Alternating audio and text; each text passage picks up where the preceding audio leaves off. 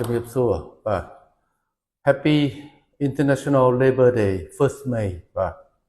ថ្ងៃនេះថ្ងៃទី1ខែមេខែ5បាទខែឧសភាឆ្នាំ2026បាទសង្គ្រាមកម្ពុជាថៃរំលោភបំពានឈ្លានពានទឹកដីកម្ពុជានិងការព្យាយាមលុបចោល MOU ឆ្នាំ2001ដែលខាងថៃហៅថា MOU លេខ44ជា MOU ដែលនិយាយអំពីដែនសមុទ្រជាមួយកម្ពុជានិងថៃបាទការពិតវាជារឿងតែមួយវាជាផែនការតែមួយនៅក្នុងផែនការឈ្លានពានទឹកដីរបស់ថៃបាទការដែលថៃ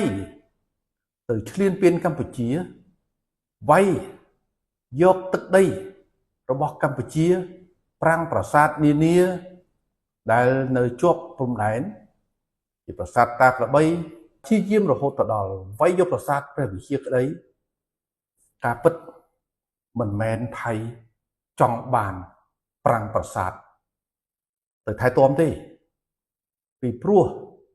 ថៃបានបំផ្លាញប្រាង្គប្រាសាទសឹងតែទាំងមូលបានយក F16 បានប្រើកំភ្លើងធំកាណុងបាញ់បំផ្លាញប្រាង្គប្រាសាទនោះគឺបង្ហាញចេញថាយ៉ាងច្បាស់ទៅបងថៃមិនស្រឡាញ់ប្រាង្គប្រាសាទទេថៃមិនស្រឡាញ់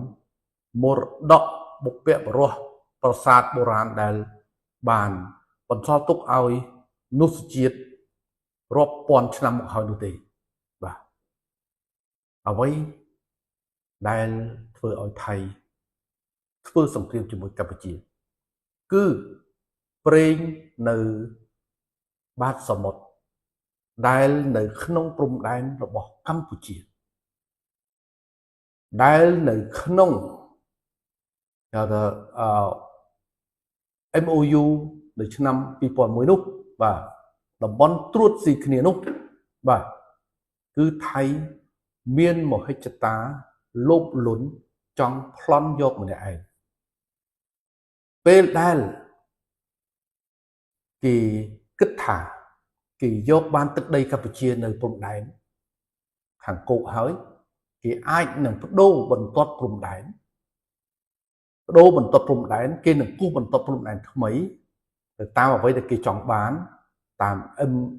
ស្អី1 លើ 50 ប៉ុណ្ណោះគេនឹងគូសយករហូតទៅដល់រំលោភរហូតទៅដល់ក្នុងខេត្តកោះកុងដែលបាញ់ស្ពុះទៅក្នុងសមុទ្រដើម្បីរំលោភប្លន់យករ៉ែនៅក្រោមសមុទ្ររ៉ែប្រេងកាតនៅក្រោមសមុទ្រតែម្នាក់ឯងនៅពេលដែល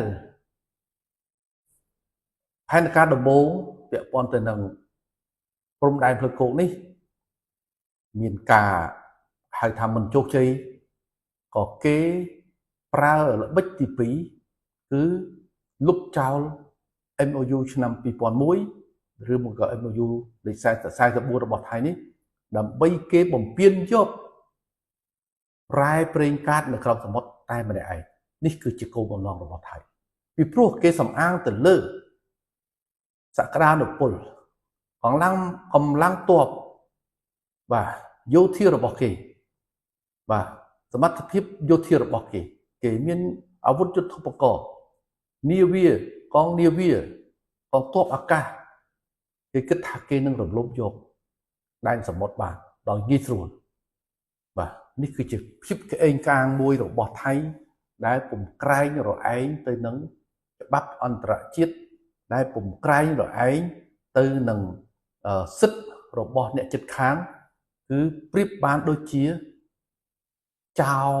ប្លន់មួយដែលគេថាមិនខ្វល់អ្នកណាទាំងអស់អាងខ្លួនមានអាវុធបាទស្រដៀងគ្នាទៅនឹងបងធំដែលទៅអុកឡុកអ៊ីរ៉ង់ដូច្នោះដែរបាទក៏គិតថាធ្វើស្រដៀងគ្នានោះហើយក៏គេអាងបងធំរបស់គេនោះដែរគេធ្វើដូច្នោះគឺគេអាងបងធំរបស់គេបាទ ដូច្នេះសរុបសេចក្តីការដែលថៃធ្វើសង្គ្រាមជាមួយកម្ពុជាគឺគោលបំណងចង់បានបដូរផែនទីបដូរបន្ទាត់ព្រំដែនដើម្បីច្បាមទៅយករ៉ែនៅក្រោមសមុទ្រដូច្នេះគេឃើញថាគម្រោងទី1របស់គេផែនការទី1របស់គេមានការយឺតយ៉ាវក៏គេប្រើផែនការទី2គឺលុបចោល MOU ឆ្នាំ2001ដើម្បីទៅច្បាមយកដែនសមុទ្រច្បាមយករ៉ែនៅក្នុងដីនៅក្រោមសមុទ្ររបស់កម្ពុជា